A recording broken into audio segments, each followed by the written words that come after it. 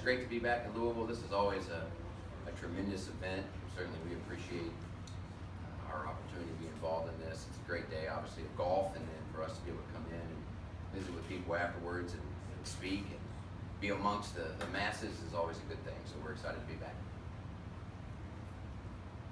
Looking at the city of Louisville, you have a football series coming up with the Cardinals here in a couple of years. How big will that series be for this program? Well, I think it'll be great because obviously the proximity we have to Louisville, the alumni that we have in Louisville. Louisville and Nashville are really two cities that we try to get to as much as we can, just because they're close to Bowling Green and we have a lot of alumni there. And then when you add the fact that obviously Louisville's in the ACC, I think anytime we can play an ACC program or an SEC program, that just enhances the exposure that we get, and that's what we're trying to do. You look at what the Hilltoppers accomplished last season and now kind of going now with this off season, just from the fans, do you sense like that buzz, like for the season, started continuing to grow as well? I think so. I mean, talking about football or everything? Just really every sport. Yeah, we went into Conference USA 3 years ago, and some of you heard me say this, but we kind of took the responsibility and the mantra of you only have one chance to make a first impression. We were the last one in. There were 14 schools in Conference USA, and we were the 14th and final addition to the new Conference USA, so to speak. So we knew that we needed to get off to a good start, and now you fast forward 3 years later, we've actually led the conference in conference championships each of the 3 years we've been in the league. We won 8 the first year, 6 the second year, 7 this year. Each of the 3 was the most. Obviously the 21 over 3 years is the most, but what makes me feel really good are a couple things beyond that. Not only do we have 21, but the next closest school has 10. So we've more than twice as many championships as any other school. But at the same time, as we sit here today, our current cumulative GPA for all athletes is a 3.06. That's actually the highest cumulative GPA in Western Kentucky history. So I think they had the championships on one end and the GPA and the graduation rates on the other is something that we're all very proud of. Rick Stansberry's recruiting class, how impressive is that to watch? Phenomenal. I mean, it's just phenomenal, really, what he has done in the last 15 months.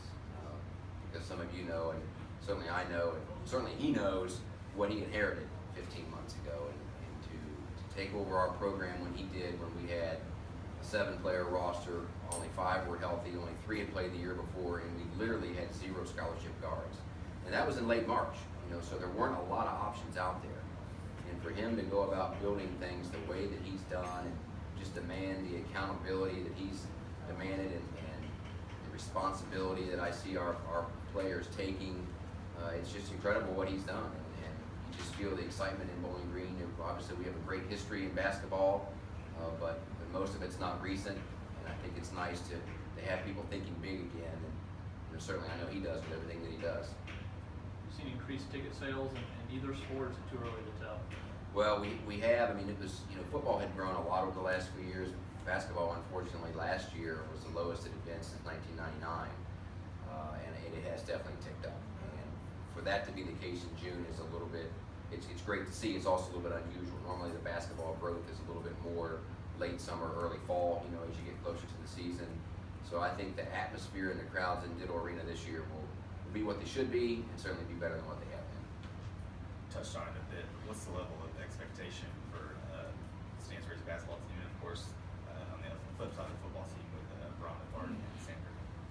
Well, I mean, in basketball, I think that the level of excitement is almost immeasurable. I do think that people have to be a little realistic from the standpoint that we literally have almost an entirely new team this year. I mean, the roster is almost completely new. There are a lot of, so obviously every player is new, but many of them are freshmen and they're young. And so, there will be some growing pains that come. I don't care how good or how talented you are, it's still a jump from high school to college. And and the other challenge will be just meshing it, getting everybody to accept a role and come together. But it will be exciting to watch that unfold, just because of the caliber of player that we have. I know, it's exciting having those kind of guys in our program now, and it'll be even more exciting watching them come together as a group. In football, it's a little different right now. I mean, the great thing about football is there's only 9 programs in the country that have won a bowl game each of the last 3 years.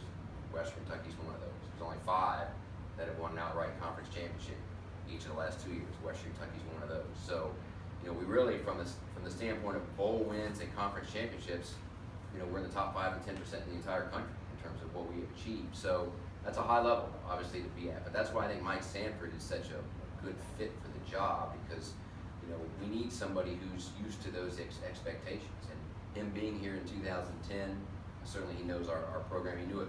What he knew it was much different than what it is right now, but he nevertheless knows the program. And playing and coaching at Boise State, that's a program that really we aspire to be. I mean, that's one we really kind of modeled ourselves after ever since we started this transition to the 1A level.